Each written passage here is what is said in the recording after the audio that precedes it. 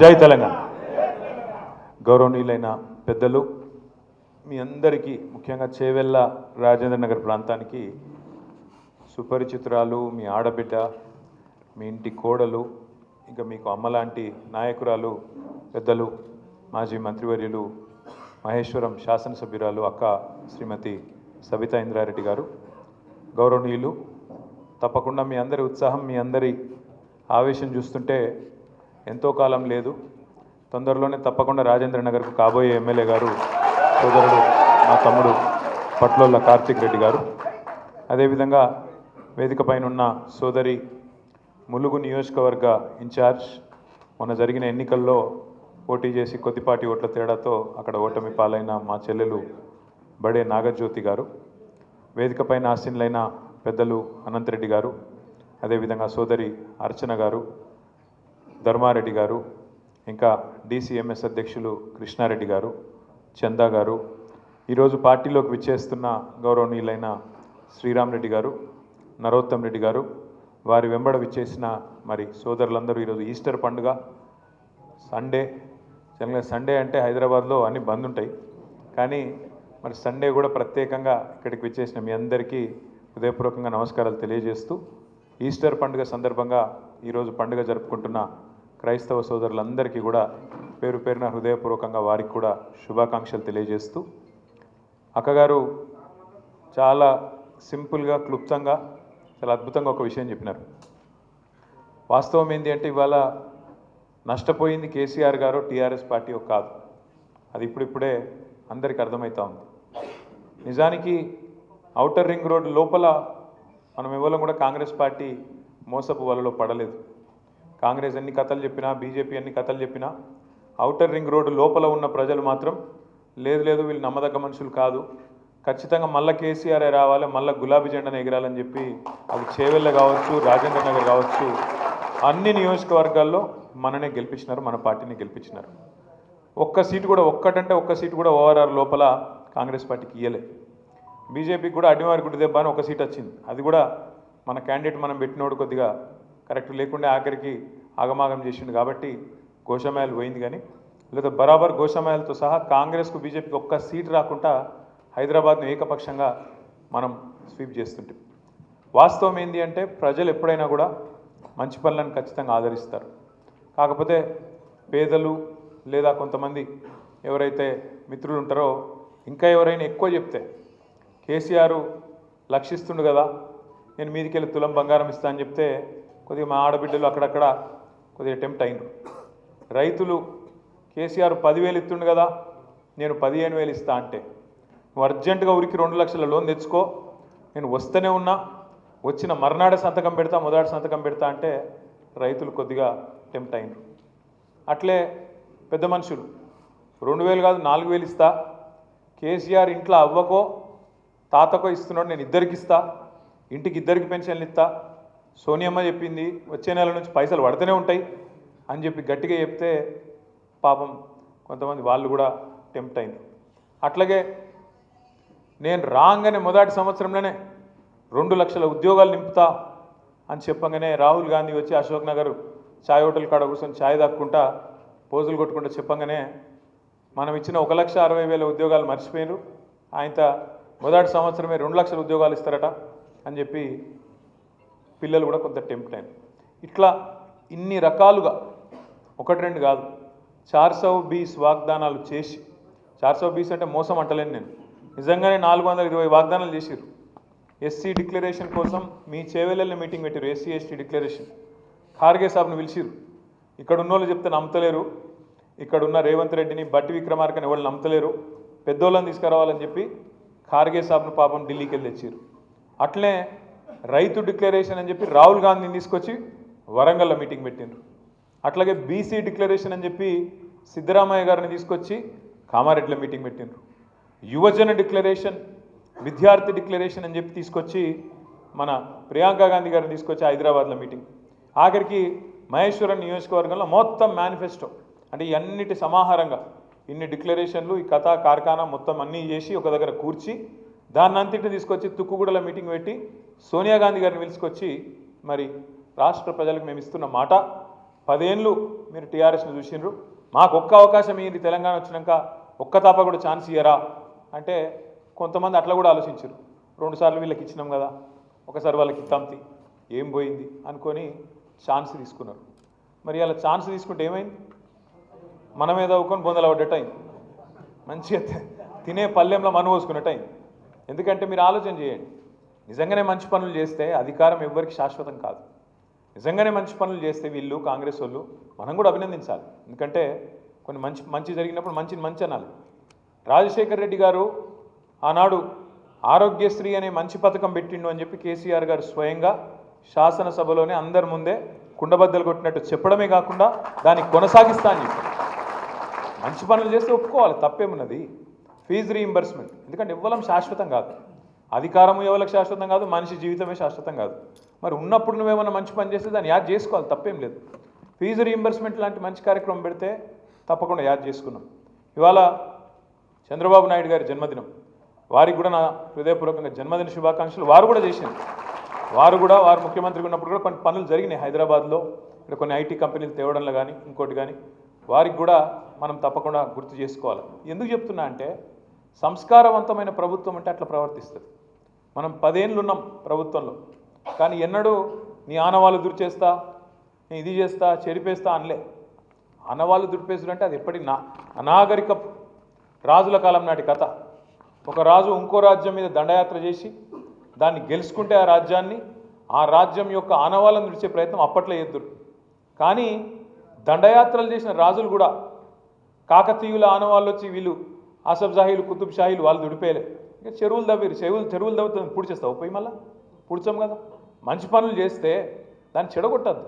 కానీ ఈ ప్రభుత్వం చేస్తున్న కిరాతకపు పని ఏంది అంటే రేవంత్ రెడ్డి గారి ప్రభుత్వం, వాళ్ళు మంచి పనులు చేయరు, చేసిన మంచి పనులు ఆపుతారు. ఇది వీళ్ళ తెలివి. మీరు ఆలోచించండి ఒక్కసారి. మనం ఎవ్వరం కూడా హైదరాబాద్ నగర అభివృద్ధికో తెలంగాణ అభివృద్ధికో తెలంగాణలో పేదలకు మంచి జరుగుతుంటేనో అందరం కూడా సహకరిస్తాం, అందరం కూడా సపోర్ట్లు కొడతాం, అవసరమైతే ముంగటి వరుసలు నిలబడి మంచి పని చేస్తున్నారని చెప్తాం. కానీ ఏం జరుగుతుంది వాళ్ళ 16 నెలల్లో? వీళ్ళే కదా చెప్పింది 100 రోజుల్లో 6 గ్యారంటీలు అన్నారు.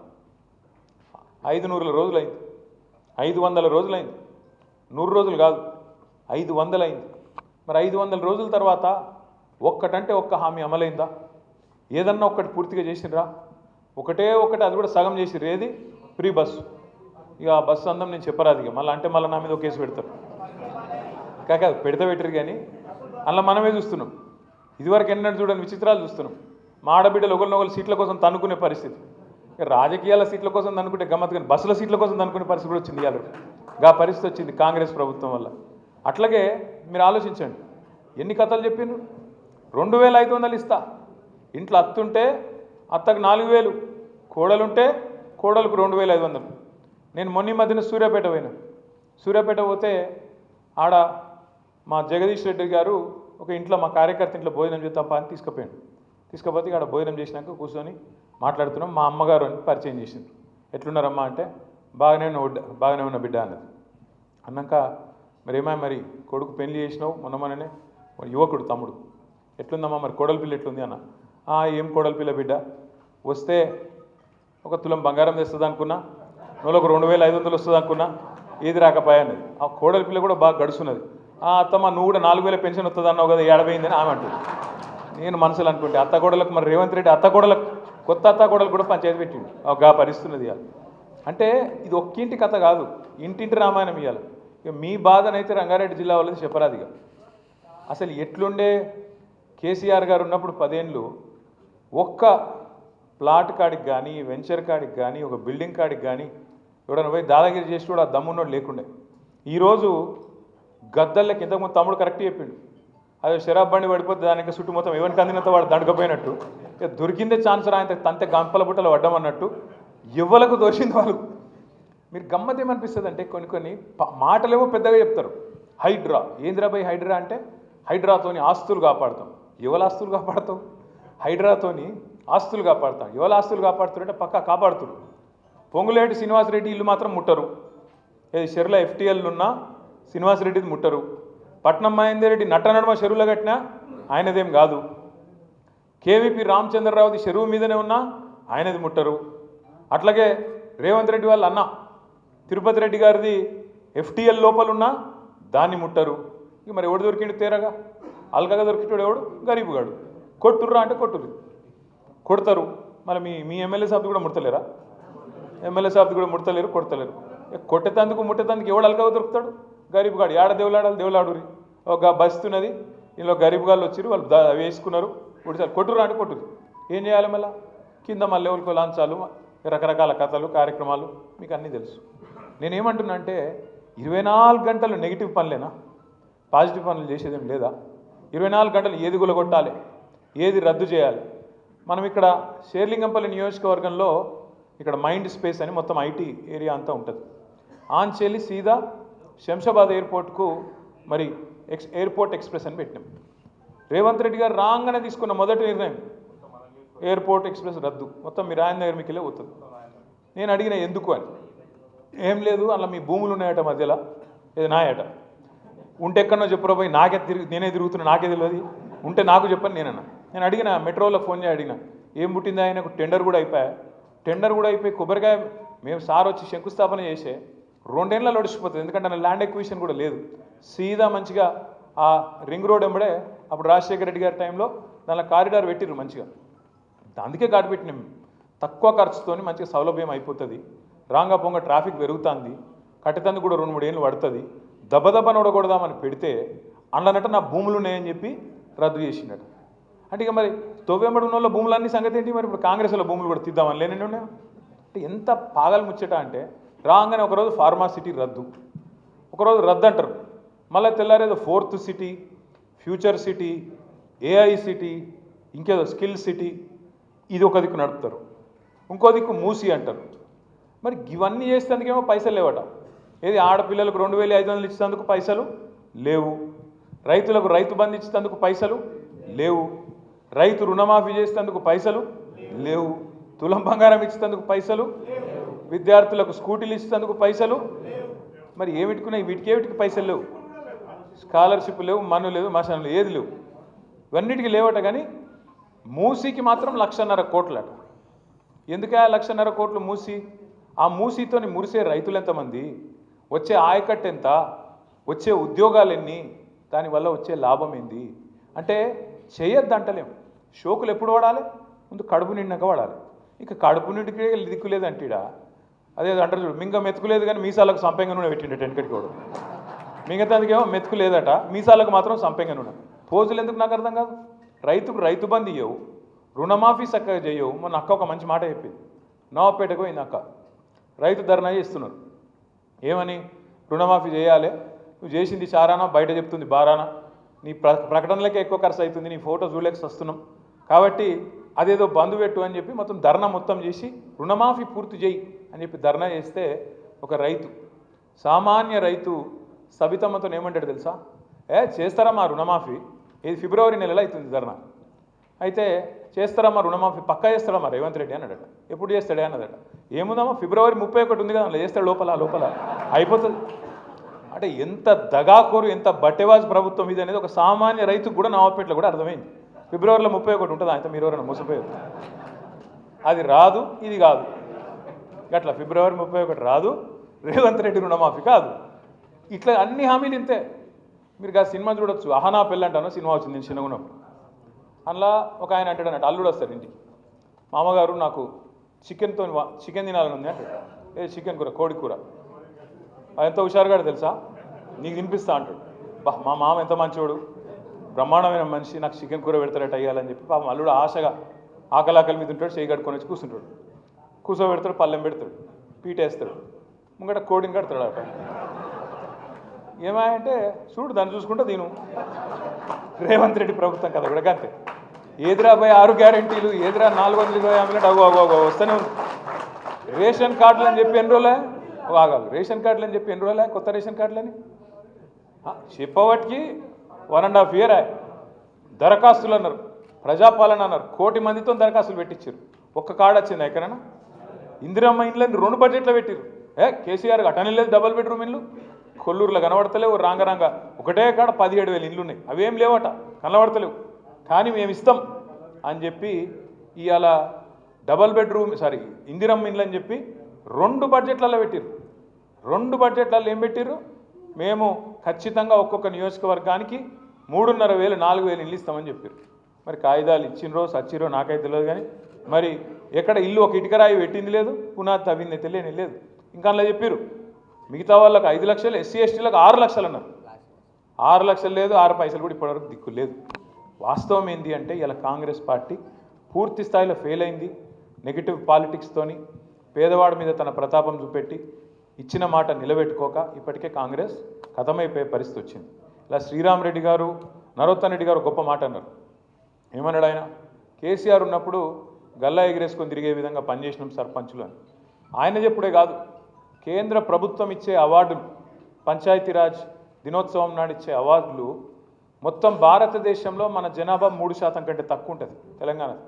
కానీ 3% కంటే తక్కువ ఉన్న తెలంగాణ దేశ జనాభాలో 30% అవార్డులు ఉత్తమ పంచాయతీలకు గెలుచుకున్నది కేసీఆర్ గారి నాయకత్వంలో. అది కాదా? ఏదన్నా ఒక రాష్ట్రంలో ఈ భారతదేశంలో ప్రతి పల్లెకు ఒక నర్సరీ ఉన్న ఊరు చూపెడతారా? నాకు ఒక రాష్ట్రం చూపెడతారా ఈ దేశంలో? ప్రతి పల్లెకు ఒక నర్సరీ, ప్రతి పల్లెకు ఒక పల్లె ప్రకృతి వనం. జనరల్గా పార్కులు హైదరాబాద్లో ఉంటాయి, పట్టణాల్లో ఉంటాయి. కానీ కేసీఆర్ గారి నాయకత్వంలో ప్రతి పల్లెలో, ప్రతి పల్లెటూరులో ఒక పార్కు కట్టినాం, పల్లె ప్రకృతి వనం. ప్రతి గ్రామంలో ఒక డంపింగ్ యార్డ్, ఒక శ్మశాన వాటిక, ఒక రైతు వేదిక, అందరికీ ఇంటింటికి నీళ్లు, ఎక్కడ పోయినా చెట్లతోని పచ్చదనం స్వాగతం పలికే విధంగా ఏర్పాట్లు. ఎవరన్నా చేసినరా ఇంత లోతుగా అధ్యయనం చేసి పల్లెటూళ్ళకి ఏం కావాలి, పట్టణానికి ఏం కావాలి, పల్లెటూళ్ళకి కావాల్సిన పల్లెటూళ్ళు చేయాలి, పట్టణంలో అవసరం పడే అండర్ పాసులు, స్కైవేలు, ఇక్కడికి రావాల్సిన ఐటీ కంపెనీలు, ఇక్కడ కావాల్సిన మోరీలు, రోడ్లు, ఇక్కడ కావాల్సిన స్ట్రీట్ లైట్లు, ఇక్కడ ఏర్పాటు చేయాల్సిన సీసీ కెమెరాలు, ఇక్కడ రక్షణ కోసం తీసుకోవాల్సిన చర్యలు, మెట్రో లాంటి ప్రజా రవాణా సౌకర్యాలు, ఇవన్నీ 10 ఏళ్లలో అటు పల్లెలు ఇటు పట్టణాలు జోడెద్దుల్లాగా పరుగులు పెట్టించలేదా కేసీఆర్ గారు? అటు అభివృద్ధిని ఇటు సంక్షేమాన్ని రెండింటిని కలుపుకొని తీసుకపోలేదా? అందుకే నేను మిమ్మల్ని ప్రార్థించేది, నేను మీతో విజ్ఞప్తి చేసేది, జరిగిన నష్టం ఎన్నికల్లో మన ఓటమితోని మనకు తక్కువ జరిగింది, తెలంగాణ సమాజానికి ఎక్కువ జరిగింది. ఇది అక్షర సత్యం, ఇది వాస్తవం. ఇప్పుడు రాబోయే ఎన్నికల్లో మనం గెలవడం అనేది మన కోసం కాదు, నిజంగా కూడా చెప్తున్నాను. తెలంగాణ సమాజానికి మళ్ళీ తిరిగి కేసీఆర్ గారిని ముఖ్యమంత్రి చేసుకోవడం అనేది ఒక చారిత్రక అవసరం. మళ్ళొక్కసారి జరిగిన ఈ నష్టాన్ని పూడ్చుకునే బాధ్యత తప్పకుండా తెలంగాణ సమాజం మీద, మనందరి మీద కూడా ఉన్నది. తెలంగాణ సమాజం అంటే అన్నదమ్ములు మనోళ్ళు బయట వాళ్ళు చూసుకుంటారు, మాకేందని మనం ఇంట్లో అంటే కష్టమవుతుంది.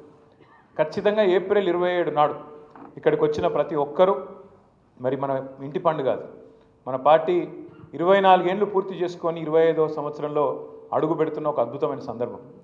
ఈ రాష్ట్రంలో అంటే తెలంగాణ అయినాక తెలంగాణలో ఇదివరకు ఉమ్మడి ఆంధ్రప్రదేశ్లో స్వాతంత్రం వచ్చిన 78 సంవత్సరాల్లో ఎన్నో రాజకీయ పార్టీలు పుట్టినాయి, ఎన్నో పోయినాయి.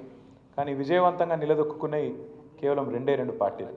ఒకటి ఆనాడు స్వర్గీయ ఎన్టీ రామారావు గారు స్థాపించిన తెలుగుదేశం పార్టీ ఒకటైతే, రెండవది మరి తెలంగాణ ఆత్మగౌరవాన్ని ఆకాశ స్థాయికి తీసుకుపోయి స్వరాష్ట్రాన్ని సాధించిన గులాబీ జెండా మన నాయకుడు కేసీఆర్ గారి నాయకత్వంలో రెండోది. ఈ రికార్డు ఎవరు చేర్పలేరు. ఎన్టీఆర్ గారి రికార్డుని ఎవరు కొట్టలేరు, కేసీఆర్ గారి రికార్డును కూడా ఎవరు తారుమారు చేయలేరు. కేసీఆర్ గారి ఆనవాళ్లను తుడి చేస్తానని ఎవరన్నా అనుకుంటే ఆయన కర్మది, ఆయన అజ్ఞానం తప్ప ఇంకోటి కానే కాదు. మనకు రేవంత్ రెడ్డినో ఇంకొకరినో తిట్టాల్సిన అవసరం లేదు. మనం అనవసరంగా వాళ్ళ మీద నోరు వారేసుకొని మన నోరు ఖరాబ్ చేసుకునే అక్కర కూడా లేదు. మనం చేయాల్సిందల్లా ఒకటే, నిజంగా తెలంగాణ ప్రజలకు ఎవరైతే మేలు జరుగుతుంది, ఎవరైతే తెలంగాణ రైతుకు మేలవుతుంది, ఎవరైతే తెలంగాణలో ఉన్న యువతకు మేలవుతుంది, ఎవలకు తెలంగాణ మీద ఎక్కువ ప్రేమ ఉంటుంది, ఈ చర్చ మనం గల్లీ గల్లీలో పెట్టాలి. ఎవరి వల్ల తెలంగాణ మహిళకు లాభం అవుతుంది, ఎవరి వల్ల తెలంగాణలోని పేదలకు లాభం అవుతుంది, ఈ చర్చ పెట్టాలి. ఈ సందర్భంగా ఇంకో పార్టీని కూడా మనం మర్చిపోవద్దు. భారతీయ జనతా పార్టీ 11 ఏళ్ళ మోడీ గారు ప్రధానమంత్రి అయి దేశంలో మతం పిచ్చి లేపుడు తప్ప, మతం పేరు మీద ఇచ్చగొట్టుడు తప్ప, మతం పేరు మీద హిందూ ముస్లిం అని చెప్పి ఆగం చేసుడు తప్ప చేసిందైతే ఏమీ లేదు. నిన్న మొన్న మీరు చూసింటారు, మొత్తం ప్రపంచ ర్యాంకులలో ఎన్నో వివిధ రకాల రంగాల్లో వెనుకకు పోతూ ఉన్నాం. రేవంత్ రెడ్డి గారి నాయకత్వంలో తెలంగాణ ఎట్లా వెనుకపోతుందో బడేబాయ్ మోడీ నాయకత్వంలో కూడా వెనుకకు పోతూనే ఉన్నది తప్ప ముంగట పడ్డదైతే కొత్తగా ఏం లేదు. ఎందుకంటే తెలంగాణ విషయమే తీసుకోండి, మోడీ గారి ప్రభుత్వం వచ్చినాక తెలంగాణకు ఒక బడి ఇచ్చిండ్రు ఇప్పటివరకు కొత్తగా. ఒక గుడికి పైసలు ఇచ్చిరా పోని, ఒక కాలేజ్ ఇచ్చిండ్రా, ఒక పరిశ్రమ వచ్చేందుకు సహకారం చేసిండ్రా? మీరు ఆలోచన చేయండి జాగ్రత్తగా. నేను చెప్పేది తప్ప ఒప్ప విచారించండి. దేశమంతా మెడికల్ కాలేజీలు ఇస్తారు మోడీ గారు, కానీ ఇక్కడ కేసీఆర్ గారు జిల్లాకు ఒక మెడికల్ కాలేజ్, జిల్లాకు ఒక నర్సింగ్ కాలేజ్ పెడుతుంటే దానికి సహకరించరు. దేశంలోని వివిధ రాష్ట్రాల్లో ప్రాజెక్టులకు జాతీయ ప్రాజెక్ట్ హోదా ఇస్తారు, కానీ మన పాలమూరు రంగారెడ్డి ఎత్తిపోతల పథకానికి జాతీయ హోదా ఇయ్యరు, కాళేశ్వరానికి జాతీయ హోదా ఇయ్యరు. మనకు ఉన్నాయే గుంజుకపోతారు. మన లోయర్ సీలేరు విద్యుత్ గుంజుకపోతాడు. కరెంటు కష్టాల్లో ఉన్నాం స్వామి చెయ్యకు అంటే కూడా వినడు. మీరు రైతుల మోటార్లకు మీటర్లు పెట్టాలంటాడు, లేకపోతే మెడ మీద కత్తి పెట్టి తెలంగాణకి ఇచ్చే పైసలు తగ్గిస్తా అంటాడు. నెగిటివ్ పాలిటిక్స్ తప్ప పాజిటివ్గా ఒక్క పని కూడా ఈ 11 ఏళ్లలో భారతీయ జనతా పార్టీ మనకు చేసిందేం లేదు. ఇంకా ఆ మాటకు వస్తే గట్టిగా మాట్లాడాల్సి వస్తే మనం వాళ్ళకి ఇచ్చేది ఎక్కువ, భారత ప్రభుత్వానికి మనకు వచ్చేది తక్కువ. మనం ఇచ్చేది రూపాయి, ఆడికెళ్ళి వాపసు వచ్చేది 45 పైసలు, అంతకంటే ఎక్కువ మనకు రాదు. మనం ఈ దేశాన్ని సాదుతున్న రాష్ట్రాల్లో ఒకటి. ఈ దేశానికి పైసలు ఇచ్చి పోషించి వెనుకబడ్డ ప్రాంతాలకు ఇవాళ దేశాభివృద్ధిలో నిజంగా జాతి నిర్మాణంలో పాలు పంచుకుంటున్నది తెలంగాణ బిడ్డల చెమట రక్తం అనే మాట నేను గుర్తు చేస్తూ మీ అందరిని ప్రార్థిస్తా ఉన్నాను.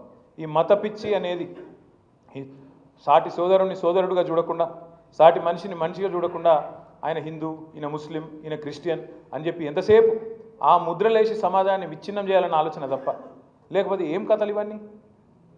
ఒక ఆయన మాట్లాడుతాడు బీజేపీ ఆయన, హిందూ ఖత్రేమే అంటాడు. ఏది హిందువులట ప్రమాదంలో ఉన్నారట, హిందూ ఖత్రేమే హే అంటే నాకు ఒకటి అర్థం కాలే. 2014 దాకా హిందూ ఖత్రేమే నయ్యే, 2014 తర్వాతనే హిందూ ఖత్రేమే హే అంటే అదేం లెక్క? ఇన్ని రోజులట హిందువులు ప్రమాదంలో లేరట, ఇప్పుడు మాత్రమే అయిందట. మరి మోడీ గారు వైఫల్యం చెందినట్టేనా, ఫెయిల్ అయినట్టేనా మరి మోడీ? 2014 తర్వాత మోడీ గారు ప్రధానమంత్రి అయిన తర్వాత, భారతీయ జనతా పార్టీ అధికారంలోకి వచ్చిన తర్వాత 80% ఉండే దేశంలో, 80% హిందువులు ఉండే దేశంలో హిందూ ఖత్రేమే హే అనే స్లోగన్కి అర్థం ఉందా అసలు? స్వాతంత్రం వచ్చినప్పటి నుంచి లేని పంచాయతీ ఇప్పుడు ఎందుకు పెడుతున్నారు కొత్తగా? ఎందుకంటే వాళ్ళ సలిమంటల్లో వాళ్ళు సలిగాచుకునేందుకు దేశాన్ని విడగొట్టి ఇచ్చగొట్టి ఖచ్చితంగా వాళ్ళ రాజకీయం కోసం తప్ప చేసిన ఒక్క మంచి పని మీద ఓటు అడగండి భారతీయ జనతా పార్టీ నాయకుని. ఏ ఒక్క భారతీయ జనతా పార్టీ నాయకుడైనా ఓట్లు అడిగేటప్పుడు నేను ఒక 5 పదాలు చెప్తా: హిందూ, ముస్లిం, పాకిస్తాన్, జై శ్రీరామ్, మోడీ. ఈ 5 పదాలు చెప్పకుండా ఓటు అడిగేటోడు ఎవడన్నా ఉన్నాడా? నేను ఈ పని చేసిన కాబట్టి నాకు ఓటేయండి అని చెప్పే పరిస్థితి ఉందా? హిందూ అనాలి, ముస్లిం అనాలి, పాకిస్తాన్ అనాలి, జై శ్రీరామ్ అనాలి, ఓట్లు వేసుకోవాలి, అవతల పడాలి, మళ్ళీ కనబడద్దు. ఇది తప్ప 11 ఏళ్లలో భారతీయ జనతా పార్టీ మనకు చేసింది ఏంది ఆలోచించండి. ఇంకొక మాట కూడా నేను అడుగుతా ఉన్నా, మీరు జాగ్రత్తగా ఆలోచించండి. ఇలా తెలంగాణకు సంబంధించినంత వరకు ఇద్దరు కూడా శత్రువులే, 2 జాతీయ పార్టీలు, 2 ఢిల్లీ పార్టీలు శత్రువులే, అటు బీజేపీ ఇటు కాంగ్రెస్. ఎందుకంటారా? మీరు ఆలోచించండి, జాగ్రత్తగా ఆలోచించండి. రేవంత్ రెడ్డి గారు ముఖ్యమంత్రి అయిన తర్వాత ఏప్రిల్ 2024లో మోడీ గారు పార్లమెంట్ ఎన్నికల్లో ప్రచారానికి వచ్చిండ్రు. వచ్చి ఏం చెప్పిండు? తెలంగాణలో ప్రచారం చేసేటప్పుడు తెలంగాణ మీద బడా లూట్ హో రహా హై, ఇక్కడ పెద్ద లూటీ జరుగుతున్నది, ఇక్కడ ఆర్ఆర్ ట్యాక్స్ అని వసూలు చేస్తున్నారు. ఆర్ఆర్ అంటే రాహుల్ రేవంత్, ట్యాక్స్ వసూలు చేస్తున్నారు బిల్డర్ల కాడ, బిల్డింగ్లు కట్టుకునేటోళ్ళ కాడ, స్క్వేర్ ఫీట్కి ఇన్ని పైసలు అని చెప్పి లెక్కబెట్టి తీసుకుంటున్నారు అని చెప్పి ఏప్రిల్ 2024లో మాట్లాడి. మరి ఇప్పుడు వార్షికోత్సవం కూడా అయిపోయింది, యానివర్సరీ కూడా అయిపోయింది. ఏది ఇప్పుడు సంవత్సరమా మాట్లాడి ఏమన్నా చేసిండా? మరి దాని మీద దొంగతనం జరుగుతుందని ప్రధానమంత్రి చెప్తాడు, కానీ దొంగను పట్టుకుంటాను మాత్రం ముందుకు రాడు, ఏం చేయడు. సంవత్సరం అయిపోయా. రేవంత్ రెడ్డి గారు ఆయన బామ్మర్దికి కేంద్ర ప్రభుత్వ పథకం ఒకటి ఉంటుంది, అమృత్ అని.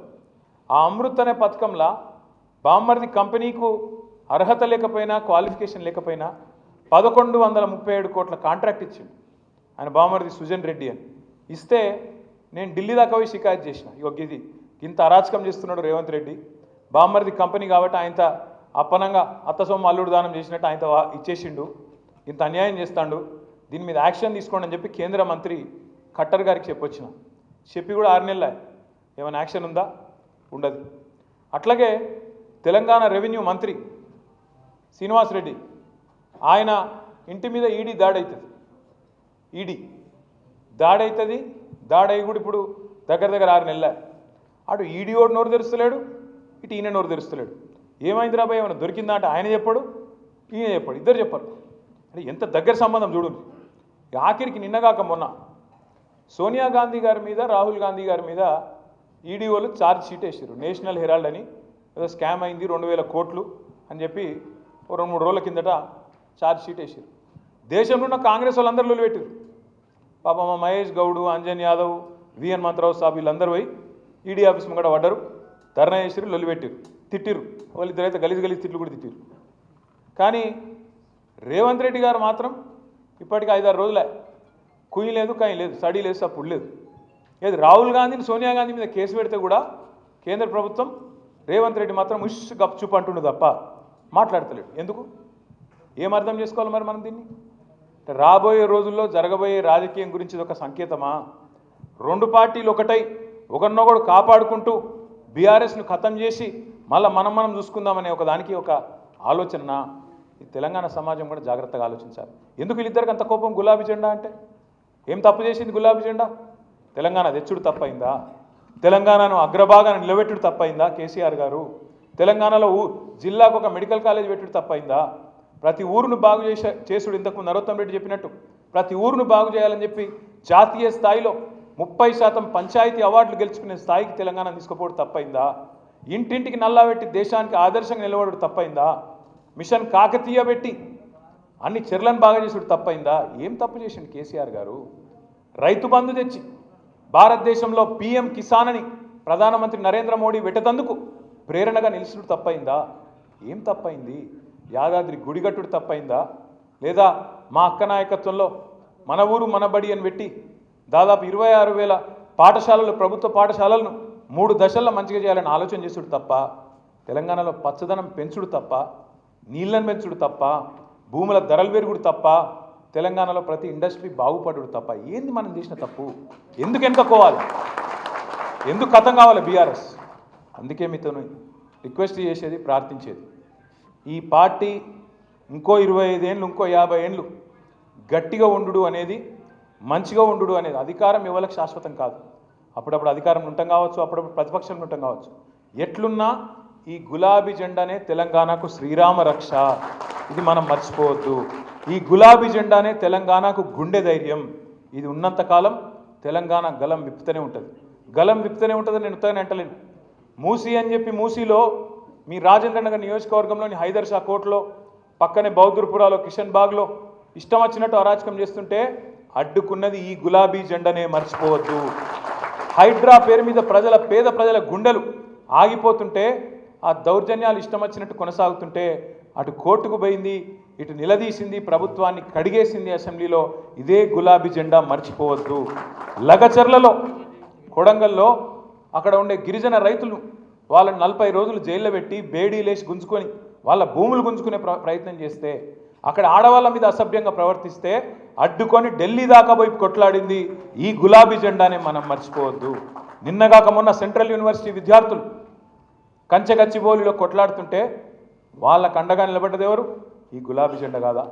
అందుకే నేను అనేది, ప్రజలకు ఏ కష్టం వచ్చినా ఆనాడు ఉద్యమంలో, తర్వాత అధికారంలో, ఈరోజు ప్రతిపక్షంలో నిలబడ్డది, నిల్చునేది ఈ గులాబీ జెండా. అందుకే ఖచ్చితంగా ఈ గులాబీ జెండానే తెలంగాణ గుండె ధైర్యం అనే మాట మళ్ళొక్కసారి మీకు గుర్తు చేస్తూ, 27 నాడు తమ్ముడు కార్తిక్ రెడ్డి గారు చెప్తా ఉన్నారు, సోదరులు అనంత్ రెడ్డి గారు, కృష్ణారెడ్డి గారు కూడా చెప్తా ఉండే, ఇప్పుడు అన్న మరి పెద్ద ఎత్తున వస్తున్నామని చెప్పిండ్రు. కానీ పెద్ద ఎత్తున వచ్చారంటే మీరు దయచేసి ఒక రిక్వెస్ట్, హైదరాబాద్లో మీద ఒక బదనాం ఉంది మన మీద. ఏంటంటే మనం కొద్దిగా హైదరాబాద్, రంగారెడ్డి, కరెక్టే అక్క మీరు చెప్పేది. అంటే రాజేంద్ర నగర్ మళ్ళీ ఇటే కదక్క, అయితే రంగారెడ్డి, సరే ఓకే. హైదరాబాద్ అంటే మనం హైదరాబాద్లో కలిసిపోయినట్టు అయిపోయినాం కదా. కాబట్టి నేను ఏమంటున్నా అంటే జర వీళ్ళు టైంకు రారనే బదనాం అవుతున్నది మన మీద. టైంకు రారు, వస్తే కూడా మళ్ళీ ఎక్కువసేపు కూర్చోరు. ఒకళ్ళు అటు ఫోన్ పట్టుకొని అటు విక్తారు, ఒకళ్ళు ఇటు ఫోన్ పట్టుకొని ఇటు విక్తారు. కొద్దిగా బిజీగా ఉంటారు వీళ్ళనే బదనాం అవుతున్నది. కాలాగదు మనకే. నేను వేరే ఉద్దేశంతో అంటలేదు. దయచేసి నేను మిమ్మల్ని కోరేది ఏంటంటే, ఇది నా ఇంట్లో పండుగనో మీ ఇంట్లో పండుగనో కాదు, మనందరి ఇళ్లలో పండుగ. ఇది మనందరి కుటుంబమైన ఈ పార్టీ యొక్క 25వ వార్షికోత్సవం. ఖచ్చితంగా దీన్ని అద్భుతంగా చేసుకోవాల్సిన బాధ్యత మన మీద ఉంది. 3-4 పనులు మనం చేసుకోవాలి. ఇంకా వారం రోజులు టైం ఉంది. సరిగ్గా ఇవాళ 20 తారీఖు, మనది 27 తారీఖు రోజు ఉన్నది. మీ అందరితో వచ్చే సండే మీ అందరితో ప్రార్థన ఏంటంటే, మొట్టమొదలు మీరు చేవెళ్ళ రాజేంద్రనగర్లో మీరు బాగా హుషారు కావాలి. ఎందుకంటే 2 నియోజకవర్గాల్లో కూడా ఉప ఎన్నికలు ముమ్మాటికి వస్తాయి. 2 కూడా మళ్ళా గుద్ది గెలవాలి, అంటున్నాను. గుద్ది గెలవాలంటే ఇక మళ్ళా దిమ్మ తిరగాలి కాంగ్రెస్ పార్టీ, ఆ స్థాయిలో గెలవాలి. నెంబర్ 1. అది జరగాలంటే ఏం చేయాలి?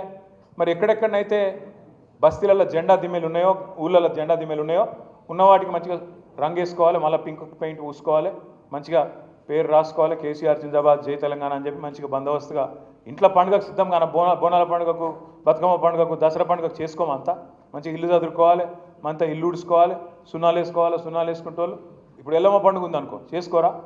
అట్లాగే ఇది మన ఊళ్ళో పండుగ లేక మన పండుగ, మన పార్టీ పండుగ కాబట్టి జెండా దిమ్మెలు ఉన్న వాటిని బందోబస్తుగా చేసుకోవాలి. దయచేసి నేను పెద్దలందరినీ కోరుతున్నా, ఏ ఊరు కావురు నరసింహారెడ్డి గారు బాధ్యత తీసుకోండి, బ్రహ్మాండంగా చేసుకుందాం. దబ్బన లేదనుకో ఆన్నో ఇన్నో జెండా దిమ్మె కట్టుకోవాలి. ఎందుకంటే కొన్నిసార్లు ఊర్లు పెరిగినాయి, కొన్ని బస్తీలు పెరిగినాయి, పక్క కాలనీలు వచ్చినాయి, ఆడ కట్టుకోవాలి, కొత్త దిమ్మె కట్టాలి. కట్టుకొని వారం రోజులు ఇంత తిప్పి కొడితే మంచి గుంపు మేస్త్రి దొరికితే, అరే గుంపు మేస్త్రి అంటే ఎట్లా మీరు? అరే నేను రేవంత్ రెడ్డిని అంటలేను, మామూలు మేస్త్రి అంటే. అరే మీరు మర్చిపోతురు, ఆ గుంపు మేస్త్రేమో కూలగొట్టేటోడు, నేను మాట్లాడేటోడేమో కట్టేటోడు. ఆయన కూలగొట్టుడు తప్ప కట్టుడు రాదు ఆయనకి. అందుకే నేను మిమ్మల్ని అడిగేది, మంచోళ్ళని పట్టుకొని కొత్త దిమ్మెలు కట్టుండ్రి, లేని కాడ దిమ్మెలు కట్టుకుందాం, బందోబస్తుగా పెట్టుకుందాం. నెంబర్ 1. రెండోది ఉన్న కాడ మంచిగా వాటిని టింకరింగ్ చేసుకొని మంచిగా వేసుకొని తయారు చేసుకుందాం. పార్టీ మెటీరియల్ మొత్తం పంపింది, జెండాలు గిండాలు మొత్తం పంపిరు. మీరు కదిలితే ఎట్లా కదలాలంటే మొత్తం జెండాలు గిండాలు కట్టుకొని మంచిగా మెడల కండువాలు వేసుకొని టోపీలు గిపిలు పెట్టుకొని, అరే కదిలినరా భయ్ వీళ్ళు మళ్ళీ రంగారెడ్డి జిల్లా వాళ్ళు కదిలినరు అని చెప్పి కాంగ్రెస్ బీజేపీ వాళ్ళ గుండెలు జారిపోయేటట్టు కదలాలి. మీ బస్సులకు ఇప్పుడు మొత్తం తెలంగాణలోనే రిచెస్ట్ జిల్లా ఏది? మరి మీ కాడ కార్లు ఏం తక్కువ లేవు నాకు తెలుసు. కానీ మరి పార్టీ దూరం అవుతుంది కదా అని చెప్పి బస్సులు పార్టీ ఇంతజాం చేసింది. ఈ కార్లు రాండ్రి, కానీ మీరు పెద్ద నాయకులందరూ బస్సులనే రావాలి, ఒక్కరోజు కష్టపడాలి. కార్తిక్ రెడ్డి గారు నేను కోరుతున్నా, ఆయన కూడా బస్సులనే రావాలి, గట్టిగా సభలు కొట్టారు. కార్తిక్ రెడ్డి గారు బస్సులనే వస్తారు, సవితక్క కూడా వస్తుంటుంది, ఇంకా గట్టిగా సభ ఇంకా గట్టి కొట్టాలి. ఎందుకంటే నాయకుడు అనేటోడు ముంగటపడి మనం లీడ్ చేయాలి. ఖచ్చితంగా మనం బస్సు ఎక్కితే మనం కూడా అందరు ఎక్కుతారు. లేకపోతే ఏమవుతుంది, ఎవరి కార్లో వాళ్ళు కూర్చుంటారు, అరే రండి భయ అని చెప్పి మీరు బయలుదేరిననుకో ఆ బస్సు అటుకెళ్ళటే ఎక్కుతుంది. ఆ బస్సులో 10 మంది 5 మంది ఎక్కి ఆయన మధ్యలో దిగి మధ్యలోకి వెళ్ళిపోతారు. మీకు తెలుసు, నాకు తెలుసు. 25 ఏళ్ళ గామాత్రం అనుభవం వస్తుంది కదా, వచ్చింది. అందుకే దయచేసి మిమ్మల్ని కోరేది, ముందే మన మీద బద్నాం ఉంది, కాలాగదని ముందే మన మీద బద్నాం ఉంది, వీళ్ళు చివరి దాకా ఉండరని. మరి ఉంటామా? చేసుకుందామా? పక్కా చేద్దామా? మీ టార్గెట్లు సబితక్క, తర్వాత కార్తీకు, తర్వాత అనంతన్న, కృష్ణన్న అందరు మీకు వచ్చి కూర్చొని చెప్తారు. మీరు దయచేసి కూర్చొని మంచిగా ఎక్కడోళ్ళు అక్కడ ఇప్పటి నుంచి ప్లాన్ చేసుకోరు. దిమ్మెలు, బంటింగ్లు కట్టుడు, బ్రహ్మాండంగా పోస్టర్లు, వాల్ రైటింగ్లు. ఇక ఇంట్లో పండుగ అన్నప్పుడు ఏమేమి చెప్తామో అవన్నీ చేయాలి. దానికి మీరు చిన్నపిల్లలు కాదు, నేను మళ్ళీ మీకు బొట్టు పెట్టి చెప్పే అక్కర లేదు, పక్కా చేయాలి. రెండవది, మా పద్మారావు సాబ్ ఉంటాడు, మా చిచ్చా, ఎవరు సికింద్రాబాద్ ఎమ్మెల్యే సాబ్. ఇక హైదరాబాద్లో ఎట్లుంటారో మీకు తెలుసుగా. ఇదివరకు వరంగల్ మీటింగ్ అయింది, మేమందరం మీటింగ్ పోయి వాపస్ వస్తున్నాం. మాకు జనగామ కాడ పద్మరావు సాబ్ పక్కన ఛాయ్ తాగుతుండు. మాకంటే ముందు ఎట్లా వచ్చిండ బాయిన అని ఆపుతుంది. ఏం సంగతి చిచ్చా గీడేం చేస్తున్నావే అంటే నేను ఇకపోయినా ట్రాఫిక్లో ఆడికి రానేరలేదు నేను అనవాడు. నేనంటే చిచ్చా నువ్వు మంచిగున్నావే, నువ్వు ఎల్లుడు ఆలస్యంగా వెళ్తావు, మళ్ళీ వచ్చి మధ్యలో ఇరుక్కపోయినా మళ్ళీ ఎటకారం నిష్ఠూరం ఎందుకే నాకు అర్థం కాదంటే, ఏం చేయమంటావు రా మరి నేను ఏం చేయాలి అంటుండు. మళ్ళీ మీరందరూ కూడా అసంటోళ్ళే, మంచిగా కండువ దులిపి మీరు స్నానం చేసి పౌడర్ వేసుకొని మంచిగా దూకొని మంచిగా మెల్లగెళ్తామంటే కుదరదు. ఆడికి ఆ రోజు వరంగల్కు 30-40 వేల బండ్లు వస్తాయి. మరి 30-40 వేల బండ్లలో ట్రాఫిక్ జామ్ కాదా?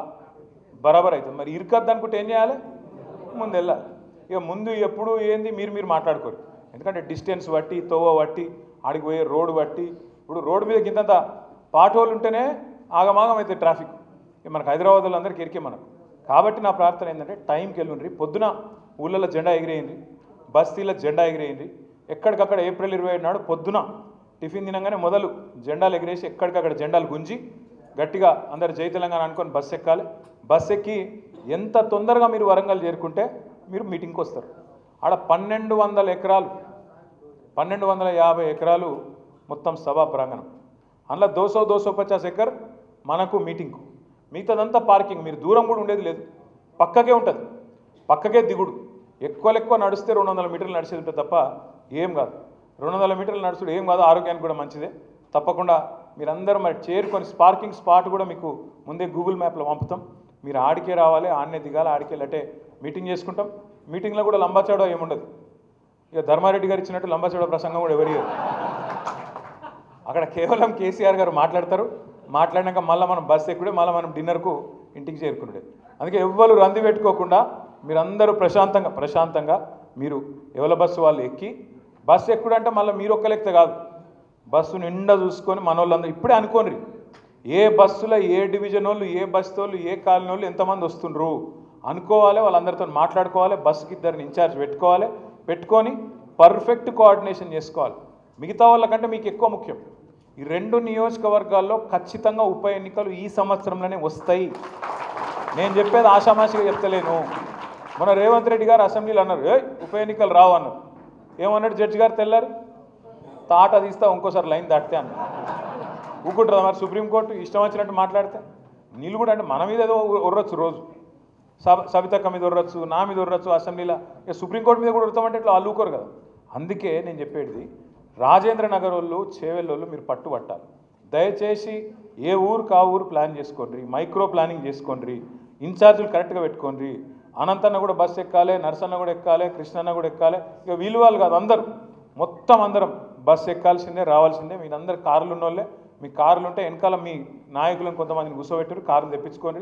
కావాలంటే వచ్చేటప్పుడు కార్లలో నేను అద్దంటలేదు, కానీ పోయేటప్పుడు అయితే అందరం కలిసికట్టుగా బస్సులనే పోదాం. మరి జాగ్రత్తగా పోయి జాగ్రత్తగా వద్దాం. ఏ రోజు డేటు? 27. వేరే పనులు పెట్టుకోకురి. ఆ రోజు సండేనే, నాకు తెలుసు మీకు వేరే పని కూడా ఉండదు. 20 రియల్ ఎస్టేట్ పనులు అయితే అసలే లేవు, ఏం మీటింగులు లేవు, ఏం లేవు. కాబట్టి అందరు కూడా ఉదయమే బస్సు ఎక్కుండ్రి, సీదా చెలో వరంగల్, ఆడ కలుసుకుందాం మళ్ళందరం. జై తెలంగాణ, జై కేసీఆర్. Thank you.